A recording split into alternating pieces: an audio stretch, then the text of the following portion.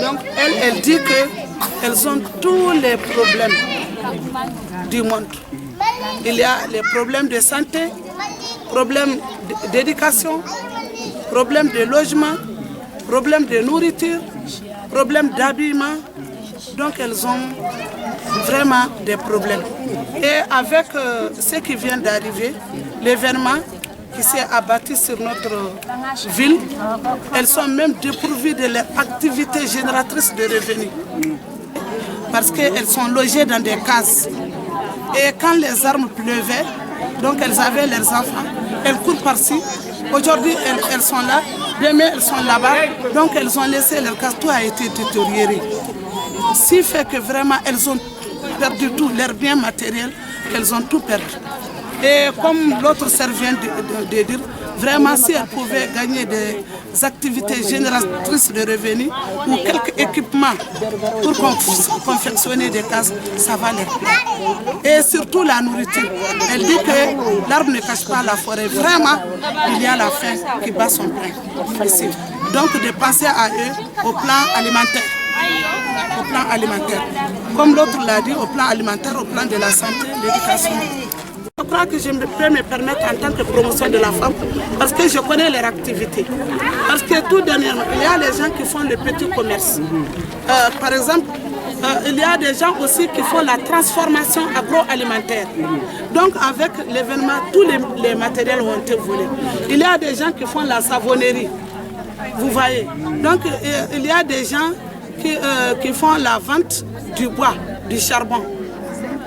Et comme elle vient de dire, il y a aussi les gens qui font la vente des légumes. Et il y a des gens parmi elles qui sont maraîchères, qui ont des jardins. Et tout a été dévasté, les matériels volés, donc elles sont là égarées. Si maintenant, par rapport à ces activités, elles pouvaient vraiment trouver des équipements pour revivre toutes ces activités, c'est ce qu'elle vient de dire. Vaut mieux que de donner chaque jour, comme on le dit, au lieu de donner du poisson chaque matin, il faut apprendre à pêcher. Donc elles disent maintenant, si elles peuvent être équipées par rapport à leur activité, savonnerie, agroalimentaire, petit commerce, vente de charbon, etc., etc., donc ça vaut mieux que de donner. Il y a la teinture, il y a des gens qui font la teinture, il y a des gens qui font la vannerie, il y a des gens qui font l'artisanat. Est-ce que vous voyez? Donc nous, leurs activités même sont recensées chez nous. Donc maintenant, elles sont égarées, elles n'ont rien. Et d'autres sont même en déplacement au milieu de la ville parce qu'aujourd'hui, on attaque ici. Finalement, les cases ont été dévastées et tout. Maintenant, avec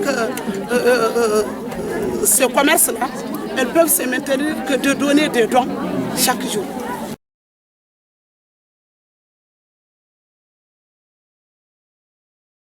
Moi, précisément, je suis transformatrice. J'ai une unité de transformation, mais agroalimentaire. Mais de l'occupage à nos jours, on a pris tout le matériel. Petit matériel, mais aujourd'hui, tout a été balayé. Donc, sincèrement, parler si vous pouvez m'aider par rapport à ces machines-là, c'est un grand plaisir pour moi. Merci.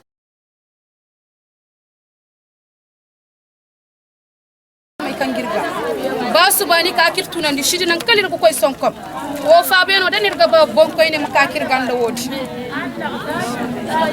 o fa beno ne ga ba. Et elle a parlé des femmes où les hommes sont partis à l'exode depuis avant l'événement. D'autres aussi, leurs maris sont décédés au cours de l'événement. Elles sont là comme des veuves et elles n'ont aucune activité génératrice de revenus actuellement.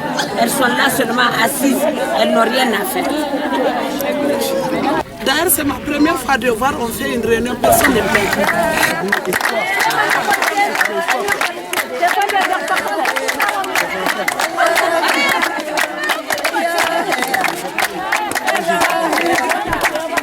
sont sorties massivement et elles se sont vraiment exprimées librement et pour vous exposer tous leurs problèmes et toutes leurs préoccupations actuelles des événements jusqu'aujourd'hui.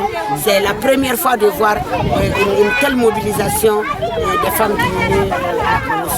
C'est la toute première fois aujourd'hui. Parce qu'ils voient devant eux des enfants qui se soucient de leurs problèmes et qui ont quitté vraiment 7000 et quelques kilomètres pour les joindre et compatir à leurs douleurs et à leurs problèmes. Donc ça les a beaucoup apaisés. On dirait que vous les avez déjà donné quelque chose. Vous avez vu l'ambiance, vous avez vu comment elles sont contentes, vous avez vu comment elles voulaient tous prendre la parole, alors que ce n'était pas facile pour elles de prendre la parole dans le public.